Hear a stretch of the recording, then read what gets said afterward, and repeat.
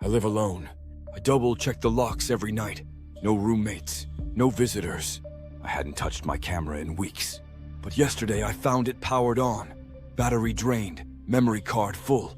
The most recent photo, it was of me, asleep, in bed, taken from the foot of the mattress. The timestamp said it was taken at 3:12 a.m. The bedroom door was shut in the picture, just like I always leave it. So how did someone get in and take it? It started simple. I picked up my camera to charge it, planning to clear the card. Click through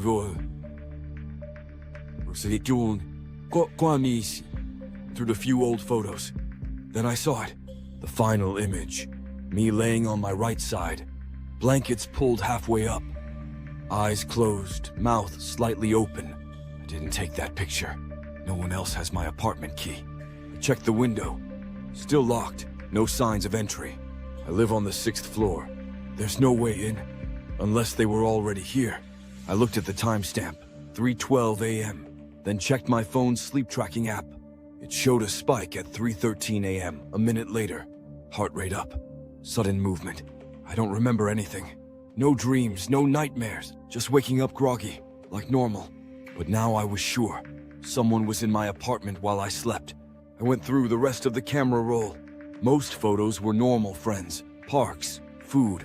But in between some of them, I found a few new ones. Taken at night.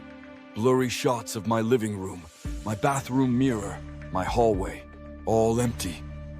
But in one, barely visible in the reflection of the window, a silhouette. Not clear, just enough to know it was human. Standing, watching, and holding my camera.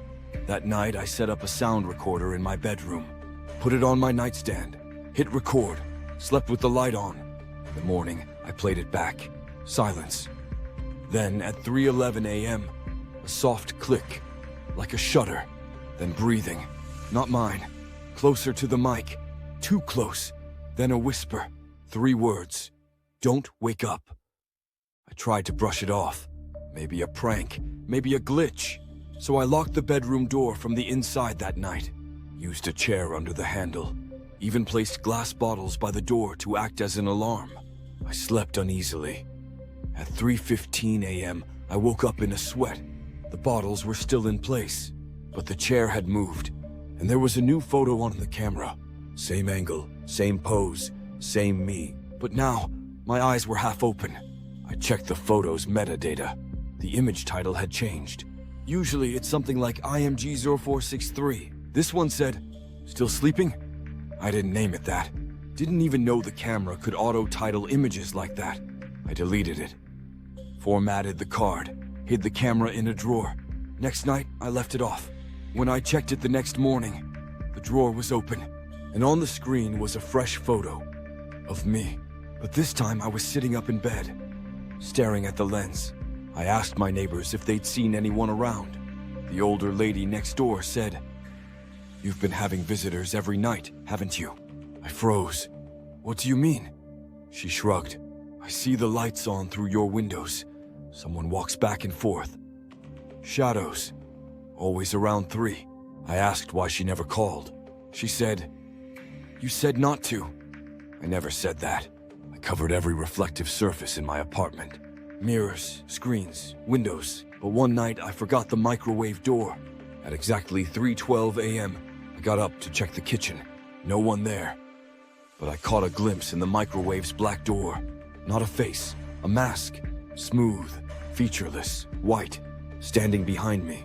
I turned nothing. But the mask was burned into my mind. The next night I didn't sleep. Sat on the couch, knife in hand. At 3:10, the lights flickered. At 3:12, a knock. Slow, gentle, rhythmic.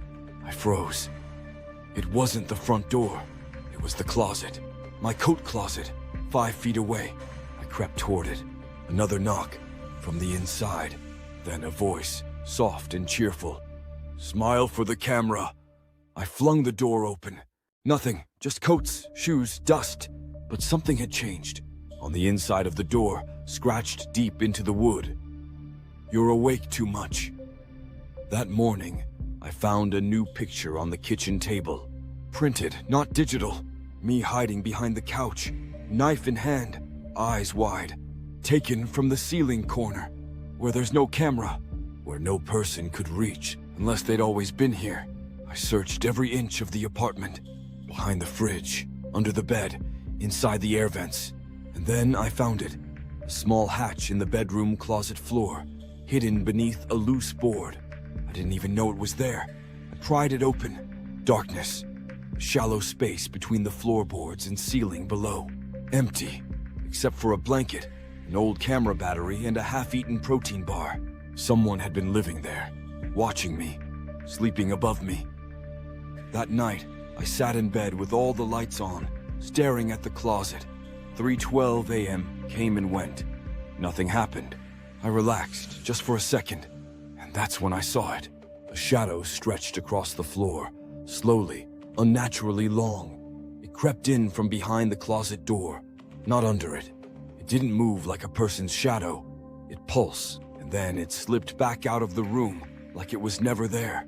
I set up a motion-activated camera by the bed, left the closet hatch open. At 3:12 a.m., the camera clicked. A single frame.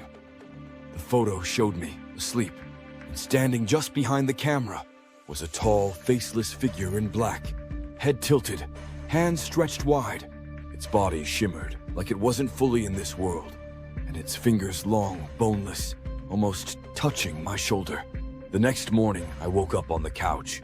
I didn't remember moving there, and when I walked back into the bedroom, I saw myself, still sleeping in bed. Same clothes, same position, same everything. I stood frozen in the doorway. The me in bed slowly opened its eyes and smiled. "It's your turn now," it whispered. Then it closed its eyes again and vanished. I started reordering audio notes to keep track of what was real. Each morning, I'd listen back, but the voice wasn't mine anymore. It sounded hollow, empty, like someone trying to imitate me. In one memo, it said, "He's starting to fade. The memory is stronger than the original." In another, "The shell obeys. The soul resists." Then one morning, I hit play, and the voice said, "Stop recording. We already have your voice." I started seeing him. In crowds, at the end of hallways, in passing bus windows. A tall, thin man, face shimmering like static. No features, no color, but always holding a camera. And when I blinked, he'd be gone. But not before I'd hear the click of a shutter, like he was documenting me, collecting us stills. I wiped my hard drive. I deleted everything. But the next day, my computer powered on by itself. A folder sat on the desktop, unedited. Inside were hundreds of photos of me, from angles I couldn't explain. Me brushing my teeth, me eating dinner, me crying on the floor, some from above, some from below. All dated before I ever found the camera. Some dated years ago, back when I didn't even live here. They say humans blink 15-20 times per minute.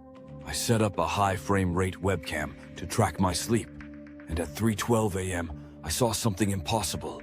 I blinked, in my sleep, but when I played the footage frame by frame, there was a second face, not mine. It appeared for just 2 frames, hovering inches from my head, staring, wide-eyed, smiling with a mouth too wide, then gone.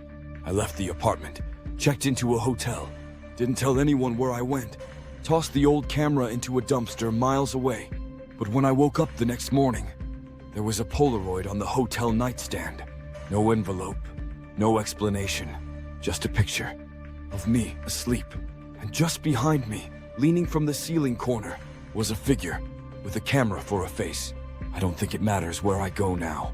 I see flashes every time I close my eyes. A shudder, a light, a soft voice saying, "Don't forget to smile." I destroyed every camera I own. I covered every mirror.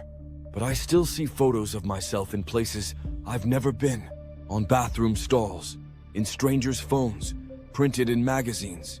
Like someone is replacing me, one image at a time. If you found a photo you don't remember taking, if your camera turns on by itself, if you feel like someone is watching you sleep, don't ignore it. Because the image is just the beginning. The more people see you, the more you fade. And one day, You'll find a photo of yourself smiling, with eyes you didn't know you had. Taken from inside a room you never escaped.